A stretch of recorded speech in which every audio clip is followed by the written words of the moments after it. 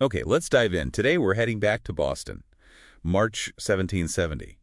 And if you just try and picture it for a second, the source material really drops us right in there. That talks about this biting wind, almost as sharp, it suggests, as the tension that was just hanging over the city. Yeah, and the redcoats, the British soldiers, they were a constant sight, a daily reminder, really, of British rule enforcing taxes that nobody wanted. The reading calls it a daily provocation. Mm. And this deep dive, it really zeroes in on one specific flashpoint and all that tension. Hmm. We're talking about March 5th, 1770, and a name you've probably heard, Crispus Attucks. That's right. We're looking at sources that give us a pretty focused view of this particular incident. It's often pointed to, as a key moment, a step towards the revolution. And our mission here, for you listening, is to really cut through to what's important in these sources. We want to unpack who Crispus Attucks actually was, walk through what happened on King Street that night, Hmm.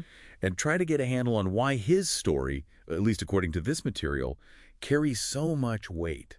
The aim is to give you a solid grasp quickly of this figure and this event. And the sources, they immediately paint this picture of Boston under serious pressure. It wasn't just political disagreements, that biting wind detail you mentioned. It's more than weather. It sort of underscores the whole chilly atmosphere. Right. And the redcoats enforcing taxes, their very presence was the friction, constant resentment building up. It really sets the stage, doesn't it, for how quickly things could just, boil over. Now, central to this powder keg is Crispus Attucks. What do the sources tell us about him before that night? Well, they're clear on one thing. He was a free man, and they highlight his background, African and Native American heritage. Importantly, his life wasn't politics or wealth. He was a working man, a whaler, a rope maker. So really placing him firmly in that working class Boston world. Exactly. And the sources also say he wasn't just like an observer. They specifically mentioned he felt the sting of oppression. Hmm. That phrase really jumps out. It suggests something personal. It does, absolutely. And it kind of raises the question, which the sources seem to answer through his actions later. What happens when someone feeling that personally gets caught up when things erupt? Which leads us right to that night, March 5th. Hmm. The trouble starts, according to these accounts, near the Custom House on King Street.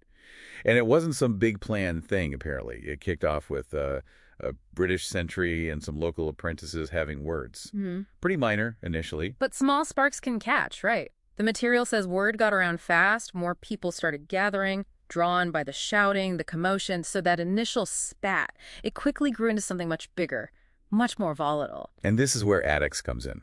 He doesn't just watch from the sidelines. The accounts place him joining the forefront of the agitated crowd, right up front. They even mention his voice being heard, challenging the soldiers. Yeah, and there's that specific detail that some sources note. He might have been carrying a piece of cordwood. It's a small thing, maybe, but it adds this tangible sense of him being physically in it, engaged. Okay, so the crowd's growing, getting louder, angrier, challenging that lone sentry. Okay. Then Captain Thomas Preston shows up with reinforcements, more soldiers. Right, and the sources describe them forming a line, fixing their bayonets. It's a defensive move, clearly, trying to push the crowd back, protect the custom house, the sentry. But the crowd, Yeah. they didn't back off. The accounts say they actually pressed closer. And it wasn't just shouting anymore. They were throwing things, snowballs, ice, and insults. You get this picture of just chaos, pressure building intensely on that line of soldiers. Exactly, and it was in that chaos, that intense pressure, that's when the muskets fired into the crowd. And Crispus Attucks, right there at the front, standing prominently. He was one of the first hit. The accounts say 2 bullets. He died right there. And tragically, he wasn't the only one. He was one of 5 colonists killed that night, an event that instantly got a name, the Boston Incident, though some called it a massacre. And the sources really stress the immediate impact. This wasn't just swept under the rug. It led to widespread colonial condemnation and unrest. Big fallout. Which is exactly why Attucks became so significant almost overnight. The material calls him a potent symbol. And it seems like his background was crucial to that symbolism, right? He wasn't some wealthy merchant or a politician. He was a free man of color, a laborer. Yes. The sources suggest that let him embody the diverse populace yearning for liberty. He represented more people. A broader slice of the population feeling oppressed. His death wasn't just seen as a tragedy, it became a rallying cry. It really lit a fire under people, and you see it cemented pretty quickly in things like Paul Revere's engraving, maybe some artistic license there, sure, but incredibly influential propaganda. It spread the story, Attucks' story, far and wide. So even though the actual revolution, the Declaration of Independence, that was still years away. Uh-huh. The sources frame Attucks' death, his sacrifice there on King Street, as a pivotal step towards independence. Making him, and this is the language used in the material, a key martyr in the fight for American freedom. His story becomes this lasting emblem of resistance against oppression. And if you pull back and look at the bigger picture the sources are painting, his legacy highlights something really fundamental.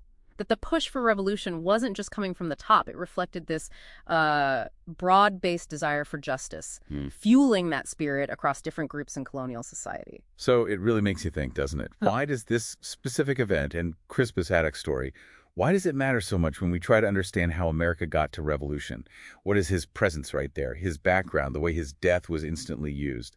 What does it tell you about who was involved and what was really driving them? We've sort of walked through it, the tense scene in Boston, Attucks himself, this free working man, the chaos on King Street, the tragic end, and then boom, how he's transformed into this powerful symbol, representing that widespread desire for liberty among, all sorts of people. Yeah, the material consistently points to him as this emblem of resistance, highlighting that broad-based desire for justice. So maybe here's something to chew on after this deep dive. How is it that sometimes individuals from backgrounds you might not expect, how do they become such powerful symbols, such catalysts for change? What does the story of Crispus Attucks specifically tell us about resistance, about the fight for freedom that maybe goes beyond the usual stories of famous leaders and thinkers? That seems like a thread worth pulling on.